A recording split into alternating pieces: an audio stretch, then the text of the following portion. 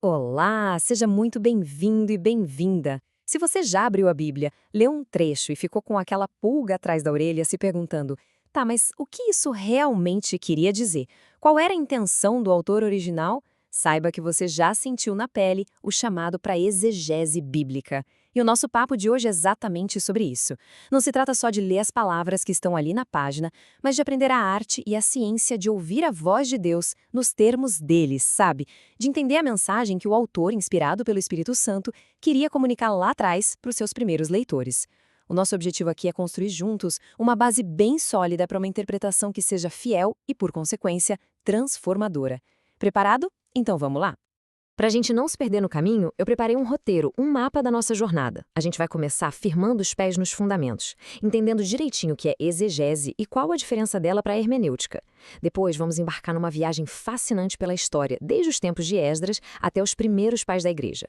Na terceira parte, a gente chega num ponto de virada crucial, a Reforma Protestante e, claro, os desafios que vieram depois. Aí, na quarta parte, a coisa fica bem prática. Vamos abrir a caixa de ferramentas do exegeta e entender o método gramatical histórico. E para fechar com chave de ouro, vamos coroar nosso estudo entendendo como cada pedacinho da Bíblia se encaixa na grande história da redenção em Cristo. Muito bem, vamos então para a nossa primeira sessão. E para começar, a gente precisa responder a pergunta mais básica de todas, mas que é o alicerce de tudo que a gente vai construir aqui. Afinal de contas, o que é exegese? Olha, a própria palavra exegese já nos dá uma pista fantástica. Ela vem do grego exegesis. Essa palavra é uma junção de outras duas. Ex, que significa para fora de, e egomai, que significa conduzir, liderar, guiar. Então, fazer exegese é, ao pé da letra, conduzir para fora. Pensa na força dessa imagem. É como se o significado fosse um tesouro que já está dentro do texto. O nosso trabalho não é criar um significado, não é colocar as nossas ideias lá dentro. Pelo contrário, é com humildade, com as ferramentas certas, como um arqueólogo cuidadoso, conduzir para fora o sentido que o autor original queria comunicar. O alvo é um só: descobrir a intenção autoral. Nossas opiniões, a nossa cultura, tudo isso fica em segundo plano para que a voz do autor bíblico inspirado por Deus seja ouvida com toda a clareza.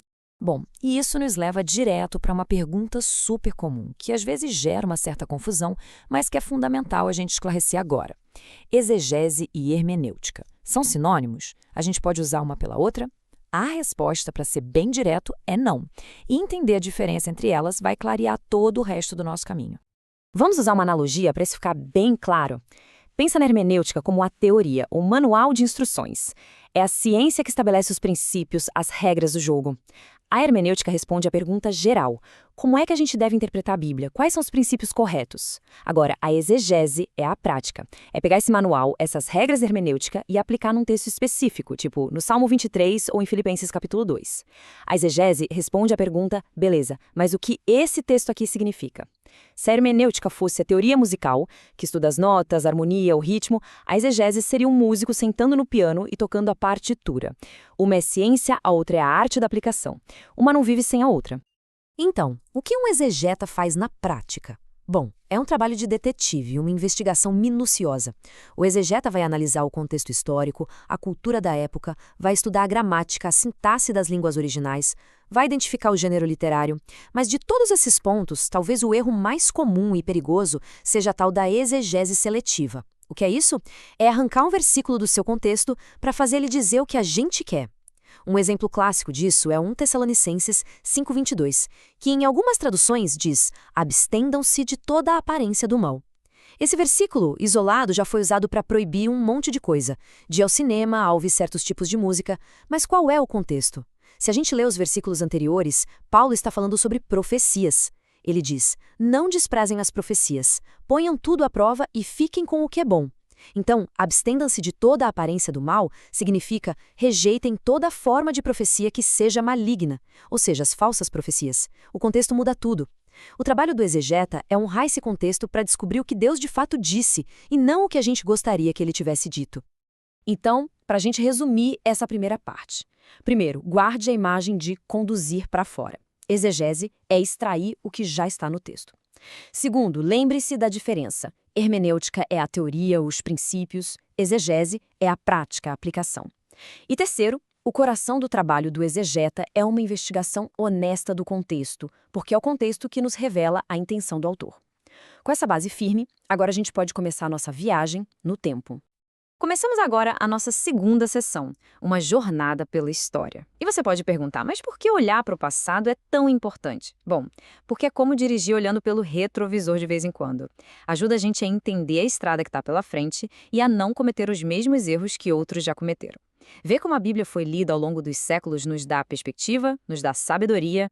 Vamos ver como essa história começou? Nossa viagem começa lá atrás, com Esdras, no século V a.C. O livro de Neemias nos conta uma cena incrível. Depois do exílio na Babilônia, Esdras não apenas lia a lei de Deus para o povo, mas ele dava o sentido, ele explicava o texto para que todo mundo entendesse. Isso já é um ato de exegese pura.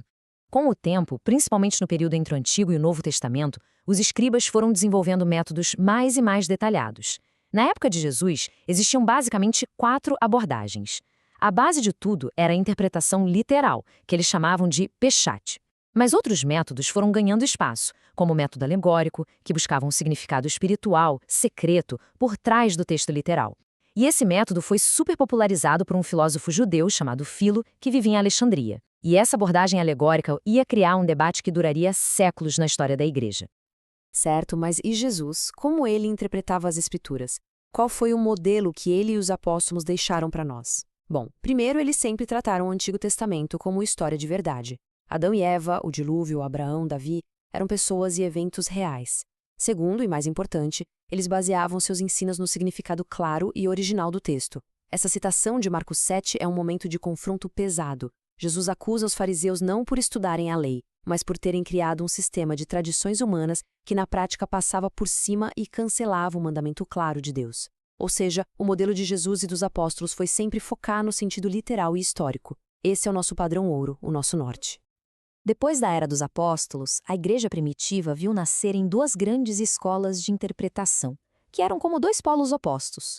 De um lado, tínhamos a escola de Alexandria, no Egito. Alexandria era um grande centro de filosofia grega, e teólogos como Clemente e Orígenes foram muito influenciados pelo platonismo. Para eles, o sentido literal era só a casca, o véu. A verdade mais profunda estaria num sentido alegórico, místico, oculto. Do outro lado, como uma reação a isso, surgiu a escola de Antioquia, na Síria. Teólogos como Teodoro de Mopsuestia e o grande pregador João Crisóstomo defenderam o retorno ao método dos apóstolos, o literal, o histórico, o gramatical. O foco deles era simples, o que o autor, no seu contexto, quis dizer. Esse debate, essa tensão entre Alexandria e Antioquia, entre o método alegórico e o literal, definiu a história da interpretação bíblica por muito, muito tempo. Resumindo essa etapa da nossa viagem histórica, a gente viu que a interpretação tem uma história longa, mas que o modelo principal para a igreja, aquele estabelecido por Jesus e pelos apóstolos, sempre foi a fidelidade ao sentido literal e histórico do texto. E o grande debate que veio depois, entre a escola alegórica de Alexandria e a literal de Antioquia, preparou o palco para os séculos seguintes e para a grande revolução que ainda estava por vir. Agora a gente avança na nossa máquina do tempo e entra na terceira sessão. Depois da igreja primitiva, tivemos a longa Idade Média, que preparou o terreno para o que seria talvez a maior e mais importante revolução na história de como lemos a Bíblia, a Reforma Protestante. Durante a Idade Média, a interpretação da Bíblia, de modo geral, ficou meio estagnada. A autoridade final não era mais o texto da Escritura em si, mas a tradição da igreja. O método alegórico de Alexandria acabou vencendo o debate e evoluiu para uma coisa chamada sentido quádruplo, em que cada texto podia ter vários significados, abrindo a porta para todo tipo de especulação. A mentalidade da época é resumida perfeitamente nesse lema: aprenda primeiro o que crer, depois vá à Bíblia para encontrar. Entende a lógica invertida? A doutrina da igreja vinha primeiro e a Bíblia era usada só para confirmar o que já se acreditava, e não para formar ou corrigir a crença. A Escritura tinha virado, na prática, serva da tradição. E aí, veio a Reforma Protestante e virou a mesa. Esse princípio em latim, scriptura sui ipsus interpres, foi uma bomba. Significava, a Escritura interpreta a si mesma. Junto com outro grande princípio, o sola Scriptura, somente a Escritura, os reformadores devolveram a autoridade para o lugar de onde ela nunca deveria ter saído, a própria palavra de Deus. Se a Escritura é a sua própria intérprete, quer dizer que as partes mais claras e diretas da Bíblia são a chave para a gente entender as partes mais difíceis ou simbólicas. foi um retorno apaixonado e decidido ao método literal, histórico e gramatical, lá da escola de Antioquia e dos apóstolos. E os grandes reformadores foram os campeões dessa mudança. Martinho Lutero, quando traduziu a Bíblia para o alemão, não só a colocou na mão do povo, mas defendeu com unhas e dentes o sentido literal como o único sentido verdadeiro. Philip Melanchthon, que era o grande acadêmico do grupo, organizou e sistematizou os princípios de interpretação da Reforma, e João Calvino, que é considerado o maior exegeta da Reforma, deixou um legado de comentários bíblicos que são um modelo de interpretação cuidadosa até hoje, sempre seguindo o seu princípio de ouro. A primeira tarefa do intérprete é, com humildade, deixar o autor dizer o que ele de fato diz. Mas a história não acabou aí. Depois da Reforma, novos desafios surgiram. E o maior deles veio com o Iluminismo, que trouxe a era do racionalismo. A grande virada de chave foi essa. A razão humana foi colocada no trono como juíza suprema da Bíblia. A pergunta deixou de ser, o que a palavra de Deus diz, e passou a ser, isso que a Bíblia diz, faz sentido para minha razão? É aceitável? E isso abriu uma porteira para o liberalismo teológico, que começou a negar os milagres, o sobrenatural, a própria inspiração divina, tratando a Bíblia como um livro puramente humano, cheio de erros e mitos. Então, para a gente fechar essa parte histórica, a Idade Média submeteu a Bíblia à tradição da Igreja. A Reforma a libertou, colocando a própria Escritura de volta no trono de autoridade. Mas a Era Moderna trouxe um novo mestre para tentar dominar a Bíblia, a razão humana autônoma. E os ecos dessa batalha entre a fé na revelação de Deus e a confiança na razão humana continuam até hoje. Chegamos! Essa é a quarta e a parte mais mão na massa do nosso estudo. Depois de toda essa viagem pela história, chegou a hora de abrir a caixa de ferramentas do exegeta. O método que a gente herdou da Reforma e que é baseado no modelo dos apóstolos é o chamado método gramatical histórico. Esse é o nosso guia para uma interpretação fiel. Vamos ver como ele funciona na prática. A primeira parte do método é a análise gramatical. Aqui, a gente olha com uma lupa para a linguagem do texto. A gente estuda o significado das palavras, como elas se juntam para formar as frases e se o autor está usando alguma figura de linguagem. Mas a regra de ouro, o princípio número 1 é: o contexto é rei. Uma palavra, sozinha, pode significar várias coisas. Ela só ganha seu significado preciso dentro do seu contexto. Pega, por exemplo, a palavra grega sarx. Ela pode ser traduzida como carne. Mas, dependendo do contexto, sarx pode significar o corpo físico, a humanidade em geral, ou, como Paulo usa um monte de vezes, pode significar a natureza humana caída, pecaminosa, que luta contra Deus. Só o contexto de Romanos 8, por exemplo, nos mostra que ali Paulo está falando dessa natureza pecaminosa. Ignorar o contexto é a receita certa para o desastre na interpretação. E essa frase do Calvino é perfeita para resumir o espírito da coisa. A exegese, antes de mais nada, é um exercício de humildade. A nossa primeira tarefa não é ser genial, não é ser criativo, não é achar um sentido que ninguém nunca viu. A nossa primeira e mais importante função é ouvir, é sentar diante do texto sagrado e simplesmente deixar o autor bíblico falar, antes da gente querer falar ou impor as nossas ideias. A segunda parte do método é a análise histórica. Se a análise gramatical é um microscópio para a gente ver o texto de perto, a análise histórica é como uma máquina do tempo. Ela nos leva para o mundo do autor e dos primeiros leitores. Quem eram eles? Que problemas a igreja de Corinto ou da Galácia estava enfrentando? Como era a cultura, a política do Império Romano, a geografia da Palestina? Ignorar o contexto histórico é como tentar ler uma carta que não foi escrita para a gente, cheia de referências, piadas internas e situações que a gente não entende. A análise histórica nos coloca dentro do mundo deles, para que a gente possa entender a mensagem nos termos deles antes de tentar aplicar para o nosso mundo hoje.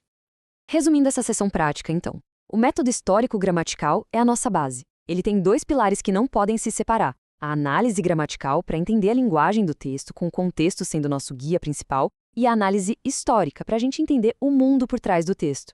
Mas depois de fazer tudo isso, ainda falta um último e importantíssimo passo, que é a coroação de todo esse trabalho. E chegamos à nossa quinta e última sessão de desenvolvimento. Depois que a gente analisou uma passagem no seu contexto gramatical, no seu contexto histórico, a gente precisa dar um passo para trás e olhar para o quadro completo. A Bíblia não é uma colcha de retalhos, não é uma coleção de 66 livros soltos. Ela é a revelação progressiva de um único Deus, contando uma única e grande história de redenção. E a exegese teológica é o momento em que a gente vê como a nossa pecinha do quebra-cabeça se encaixa perfeitamente no todo. A principal ferramenta da exegese teológica é o princípio da analogia da fé. A ideia é simples, mas é poderosíssima. Como a Bíblia tem um único autor divino, que é o Espírito Santo, ela não se contradiz. Logo, a própria Escritura é a sua melhor intérprete. O que isso quer dizer na prática? Que as passagens mais claras, mais didáticas, mais diretas devem ser usadas para jogar luz sobre as passagens mais difíceis, mais poéticas ou narrativas. Vamos para um exemplo prático. Em 1 João, capítulo 3, versículo 6, a gente lê: "Todo aquele que permanece nele não vive pecando." Se a gente lesse só isso, isoladamente, a gente podia entrar em pânico achando que um cristão nunca mais peca. Mas a analogia da fé nos manda olhar para a mesma carta, só que no capítulo 1, versículo 8, que diz: "Se dissermos que não temos pecado, enganamos a nós mesmos." Juntando as duas, a gente entende. O primeiro versículo fala de uma prática contínua, de um estilo de vida de pecado, e não de quedas ocasionais. A própria Escritura iluminou a Escritura. A exegese teológica também nos ajuda a enxergar os tipos no Antigo Testamento. E o que é um tipo? É uma pessoa, um evento ou uma instituição que Deus, na sua soberania, usou como uma prefiguração, uma sombra de uma realidade futura que se cumpre totalmente em Jesus Cristo.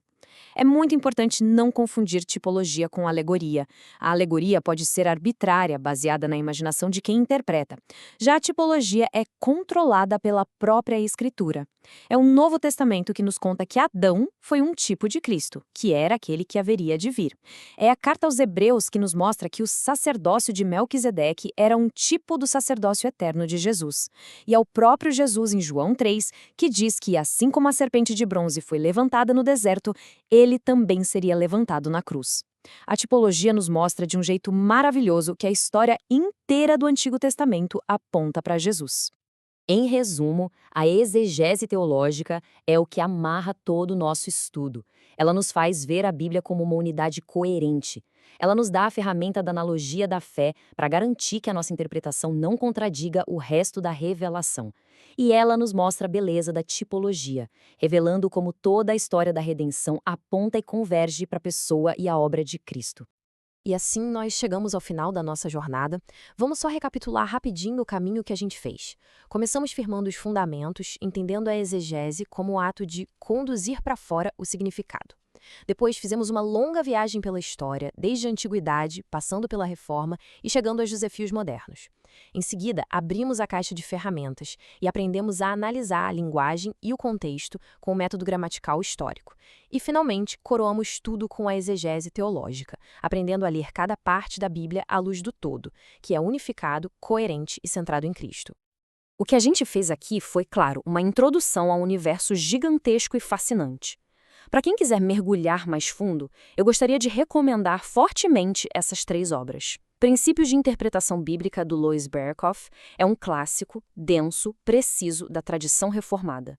Entendes o que Leis, de Gordon Fee e Douglas Stewart, é talvez a introdução mais prática e acessível que existe, excelente para quem está começando. E a Interpretação Bíblica, do Roy Zuck, oferece uma visão geral fantástica, super organizada.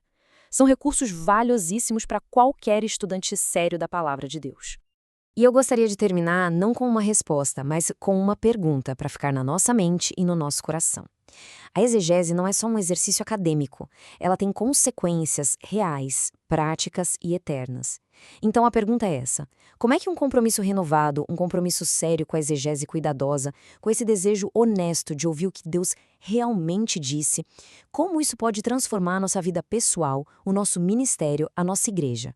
Como isso nos protege do erro, nos firma na verdade e garante que a gente está de fato construindo a nossa vida não sobre a areia movediça das opiniões humanas, mas sobre a rocha inabalável da palavra de Deus.